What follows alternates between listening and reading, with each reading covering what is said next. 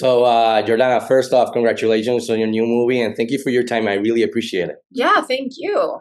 So, quickly, in celebration of Halloween and that Cellar Door is also a thriller, spookish film, what are some of your all time personal favorite horror scary films?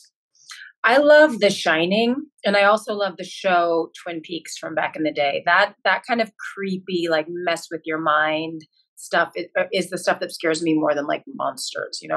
Yeah, those are excellent choices. One of the things I really enjoyed about Cellar Door is was watching you kick ass on screen and basically lead the film. So your character at first seems to be simple and that you kind of have figured out, but in reality, she's more complex. So was this aspect of the script perhaps compared to previous work something that attracted you to the project? Yeah, I think I've played like usually I'm supporting the main roles, which are usually led by men, and that really limits the range of emotions and what you're going through. So yes, it was really nice to play one note for a while in the film itself, but then you understand like where she's coming from. So that was really fun, and I hope to keep doing that because it's really boring to keep playing the goody two shoes or the sort of one note character. It doesn't really allow I don't get to flex my acting muscles when I do that. Yeah, and I appreciated that from the film because I finally get to see you like lead the film, so that was awesome, and I Thank you. get more roles like that definitely. Me Uh, too. your new movie within the thriller, mysterious, something is wrong vibe explores themes such as selfishness, greed, fear of the unknown, the power of knowing, marriage, and what people will do to attain happiness and perfection. So, of all these themes, which one was the most you were most interested or excited to explore through your own performance? I think to me, what was the most interesting thing is what you'll suppress in order to get what you want, and like what you try to like put the lid on, and whether that's successful or not. Um, and I feel like it's interesting to watch John's character say, "No, no, no, we have to deal with it and look at it." And she's like, "No, no, no, we're not going to." And to see whether that works or not. And it's working for her temporarily, but I don't know if that's a good coping mechanism long term. But I think it's a very human instinct, and so that's what I liked about it. And one of your co-stars, obviously, is the legendary veteran Lawrence Fishburne. So obviously, the Matrix films, the John Wick films, and much more. How fun was it to collaborate with him in this film? And as an actor, is there something that you perhaps took away or learned from him and his work on set? Yeah, there was something in the scene. One of the first scenes where we're all having dinner together, he was really cool because even before the director Vaughn started rolling, he just started like the banter, and sometimes he would just start spontaneously laughing to get everyone to be on the same wavelength. So we got to play with him, which was really cool.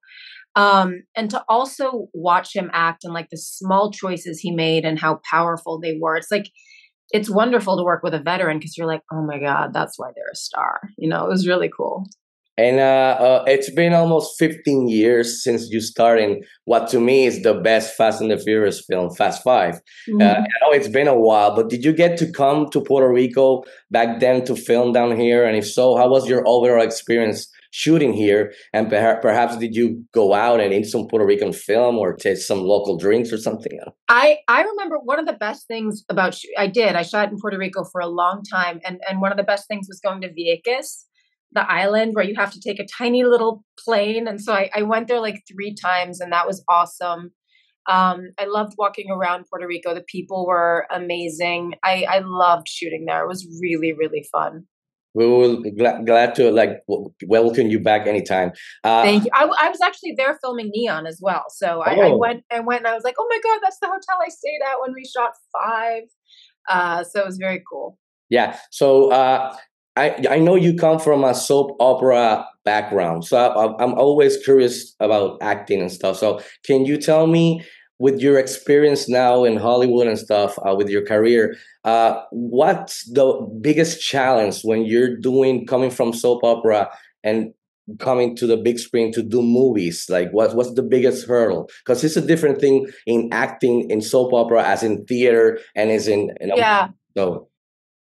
I think Well, the telenovela and novelas in Brazil are very different. Like I think they can be very dramatic and very like the emphasis is on love and sex and looks and that's super fun. So I use that in Dallas. I use that to some extent in Lethal Weapon. But I think with film, you have to make things smaller sometimes. Although the line is changing now. Like some of the best TV shows I watch are like the more soapy, fun ones. So I think the lines are blurred, and you can like it's a toolbox you have as an actor, and you're like, okay, I'm going to go a little more soapy here. I'm going to go a little more naturalistic here, and you just get to play. And hopefully, you have a good director who's guiding you.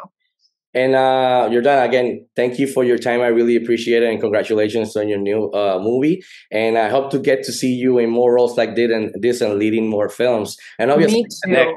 the next Fast Furious film 11 too. So Yes, me too. saludos from Puerto Rico and take care. Saludos. Be good.